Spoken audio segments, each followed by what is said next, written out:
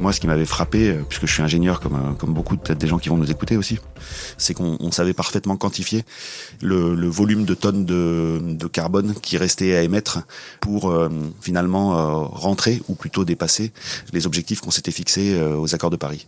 Et moi, ça a été vraiment l'effet d'un choc, parce que moi, je restais sur l'image qu'on a entendue peut-être quand on était à l'école ou enfant, c'est que on était en train de détruire notre planète, mais j'avais pas internalisé le fait que c'était aussi concret. C'est-à-dire que nous, on est entrepreneurs, on fait des BP. Je veux dire, si on te dit il te reste 800K sur ta trésor et t'en brûles 80 par mois, tu sais faire la division et tu dans sais 10 mois, t'es mort. Voilà. Et ben, qui c'est qui fait ça, sans déconner? Personne ne se dit, alors sauf les gens qui alertent, et c'est terrifiant, les mecs du GIEC, ils sont complètement en PLS, comment dire, parce qu'ils le voient le truc, quoi. Ils font la division. Et donc en 2018, on m'avait dit il reste 12 ans. Voilà. Et en fait, là, on se rend compte, puisque pour la première fois, on va acter qu'on a dépassé vraiment les 1,5 degré, voire plutôt les 1,8 degré.